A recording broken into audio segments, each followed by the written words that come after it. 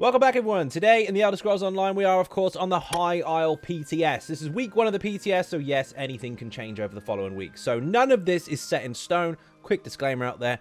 Be hyped as hell, obviously, but don't hold this too serious until, obviously, things go live. But today we're going to be talking about one of the new Mythics, and this is a little bit overpowered, if I'm going to be honest. Now, while in the title you can see it says Rip Kinraz, there's a very good reason I've stated this. So, if you look at this here, the Serpent's Coil, or Sea-Serpent's Coil, the visual's wrong there, that should look like a necklace, not a ring, but never mind, it's a PTS, mistakes will happen. This is, up front, quite strong if you've got full health. Basically, the whole point of it is, if you are at full health right now, the first hit you receive will be 40% damage reduction. So you're not going to get hurt very hard at all. And at the very bottom there, you can see the damage reduction does not apply while you have this particular buff active. But, basically speaking, after taking damage while at full health, while in combat, so basically your first hit, any damage, 1 damage will do it, you get a buff. Now that buff is on, 40% damage reduction's gone. Great. So any one-shot hits to start with, big AoE burst, whatever. The first hit is going to protect you. After that, you have 10 seconds...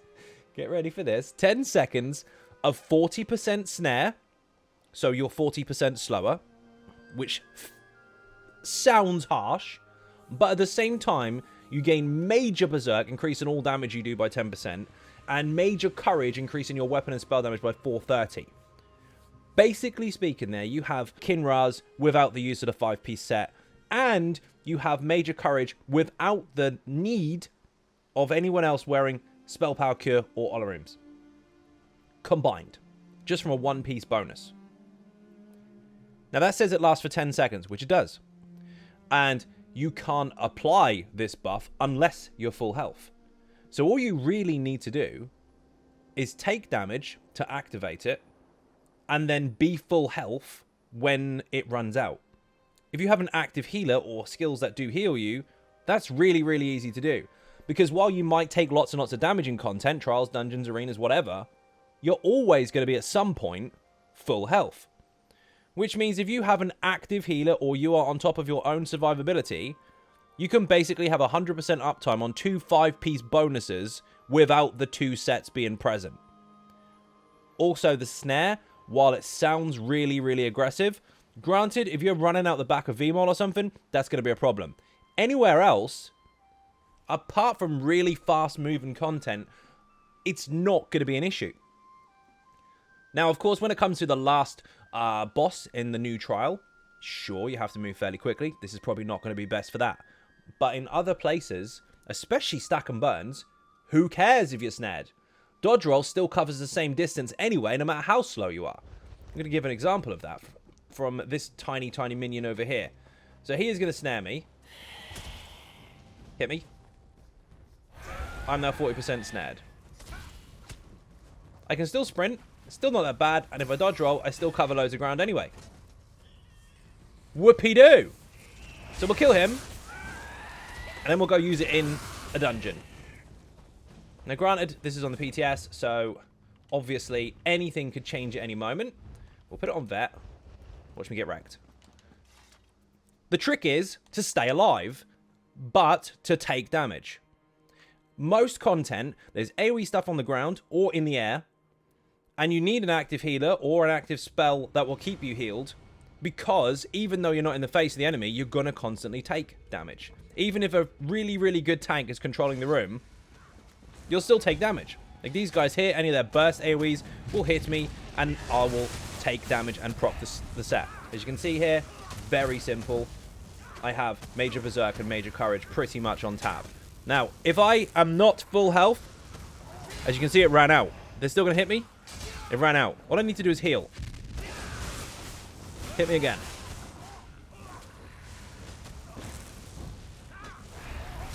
Ta-da! Done. Standing in an AoE was enough to make it proc. So simple. As you can see, there's a flame above my head. That's the proc itself. You can see it from a mile away. So now we're going to run into content and see how harsh it is to run away and move out of stuff. I've got my damage. I've got my big courage bonus as well. If I have to dodge, I can. If I have to sprint, I can. As long as I maintain 100% uptime on my health during the downtime, which can be a second, it's fine. So, get to 100% health, get hit.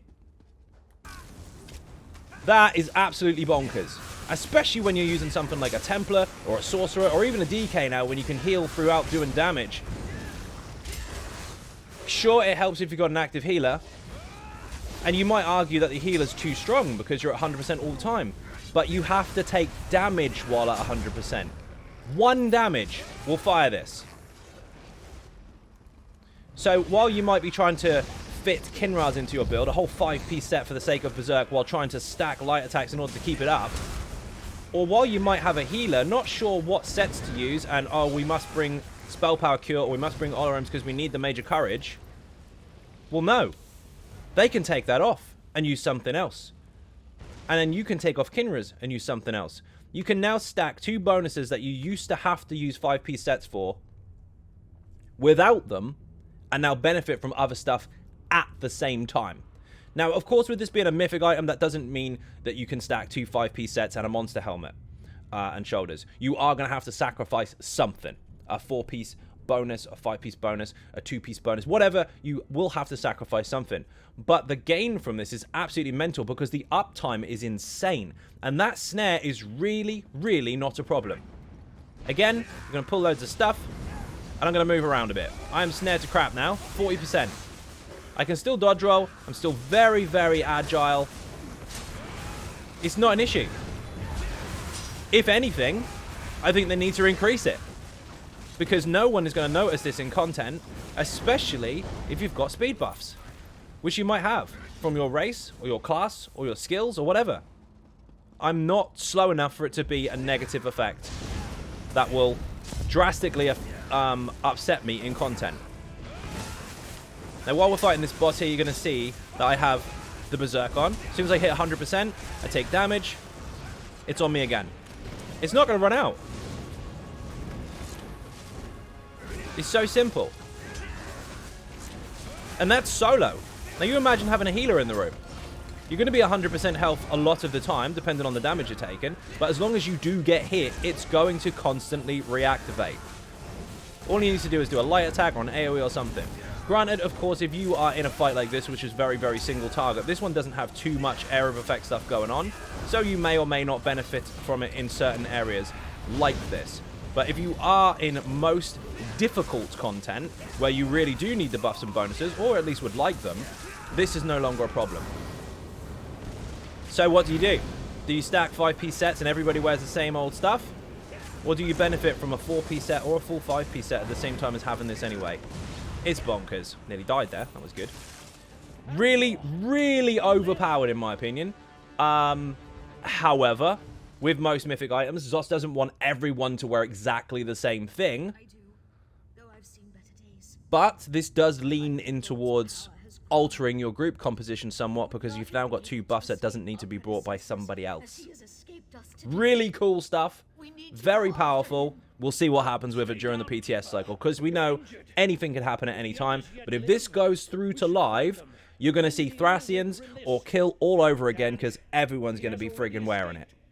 Anyway, people, thank you very much for watching. I hugely appreciate support. If you are not subscribing, of course, on YouTube, please make sure you do hit that button. It is free. And, of course, if you want to help support outside the channel, there are some links in the info section for Patreon, Twitter, Facebook, the website, zonogaming.com, and, of course, the Instagram page. I know needs some work, but you can follow there as well if you want. Thank you for watching. See you in the next video. Bye-bye.